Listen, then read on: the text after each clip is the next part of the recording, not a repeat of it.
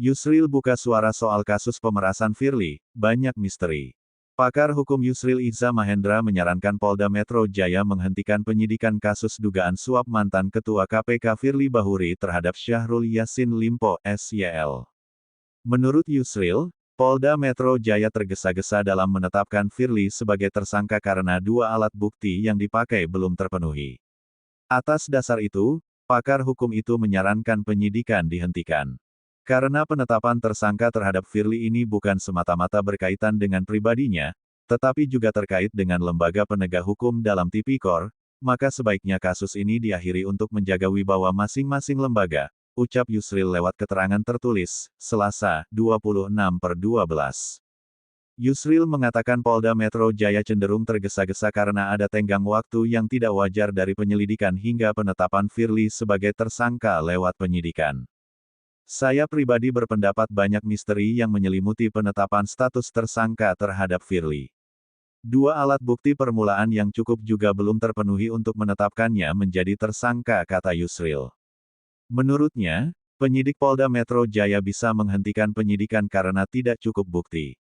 Hakim Pengadilan Negeri Jakarta Selatan pun bisa menghentikan proses hukum yang berjalan. Karena tidak memenuhi ketentuan hukum acara sebagaimana diatur KUHP dan putusan Mahkamah Konstitusi, ucapnya. Yusril mengingatkan bahwa putusan Hakim PN Jakarta Selatan belum masuk pada pokok permohonan.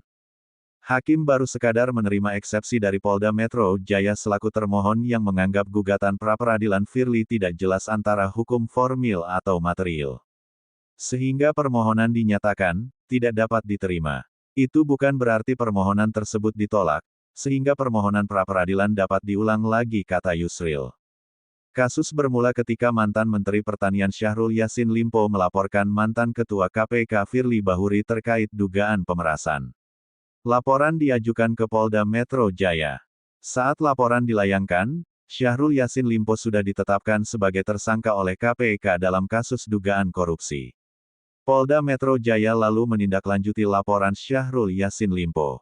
Penyelidikan dilakukan. Hingga kemudian, kepolisian menetapkan Firly sebagai tersangka.